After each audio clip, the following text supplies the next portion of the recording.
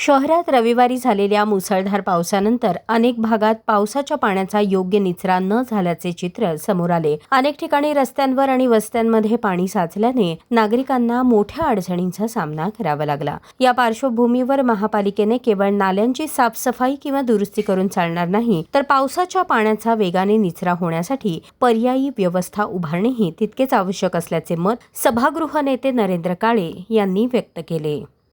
आता 19 नाल्यांचं काम चालू आणि नव्याने 74 नाले हे डीपीवर मार्क करण्यात आले।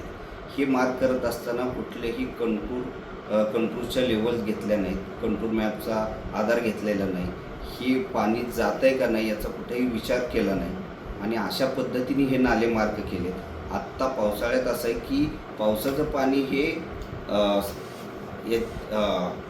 रस्त्यावरनं वाहत असताना कुठं अडतंय याचा मार्ग काढून देणं गरजेचं होतं, पण ह्याला नाल्याचं स्वरूप देऊन काही ठिकाणी आपल्याला स्ट्रॉम ड्रेनची गरज होती। स्ट्रॉम ड्रेन लाईन घातली असती तर तिथं पाणी जाऊ शकतं, पण अशा सर्व ठिकाणी नाले घातलेले आहेत आणि हे सगळे नाले डीपीवर मार्क करण्यात आले।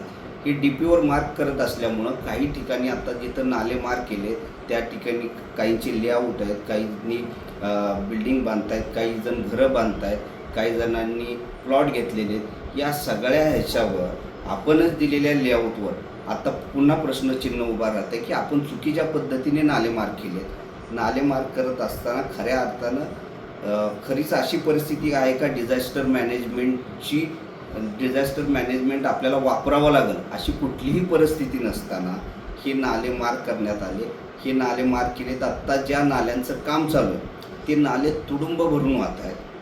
जे की पाणी रस्त्यावरून वाहत होतं ती एका नाल्यात आपण आणलेलं आहे, तेवढ्या वेगाने पुढं पाणी पास होत नाही, जात नाही आहे, त्याच्यामुळं पाणी थांबायला लागलेलं आहे।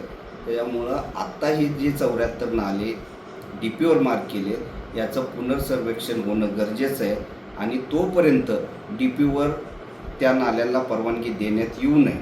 आणि सगळ्यात महत्त्वाचं की डीपी प्लॅनवर तुम्ही एखादा बदल करत असताना त्याच्या सूचना हरकती मागवून घेणं गरजेचं आहे। या कुठल्याही सूचना हरकती न मागवता हे सर्व डीपी प्लॅनवर रेखांकन केलेलं आहे। ह्या डीपी प्लॅनवर हे नाले आल्यामुळं फार मोठी डेव्हलपमेंट थांबण्याची शक्यता आहे। जिथं पाणी सहजपणे वाहत होतं तिथंही नाला मार्क करण्यात आलेला आहे आणि याच्यामुळं या सगळ्या ह्याचा परिणाम आपल्या कुठेतरी विकासावर होणार आहे।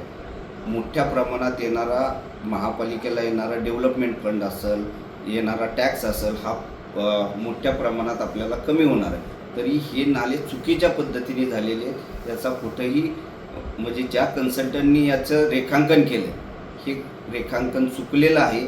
हे रेखांकन पुन्हा करावं। याच्यात टेक्निकल आता जी चूक झाली ती चूक आपण सुधारून घेणं गरजेचं आहे, नाहीतर येणाऱ्या हा डीपी प्लॅन 20 वर्षासाठीचा आहे। ह्या 20 वर्ष आपल्याला हे सगळं ह्या सोलापूर शहराला ह्या विकासाच्या दृष्टीने भोगावं लागणार आहे। म्हणून निश्चितपणाने याचा पुनर्सर्वेक्षण करून पुनर्विचार होणं गरजेचं आहे। आयुक्तांना जबाबदार नाही आहे, ह्याच्यात सर्वच प्रशासनाच्या वेगवेगळ्या टप्प्यात असतील, इंजिनियर्स असतील, सिटी इंजिनियर असतील, कन्सल्टंट असतील आणि डिझास्टर मॅनेजमेंटचे अध्यक्ष म्हणून आयुक्त असतील, हे सगळेच याला जबाबदार आहे। कारण ही सगळी प्रक्रिया महापालिकेची बॉडी अस्तित्वात येण्याच्या आधीची प्रक्रिया आहे, पण आत्ता ही लक्षात आणून दिल्यानंतर ही झालेली चूक सुधारून घेणं हे प्रशासनाचं काम आहे।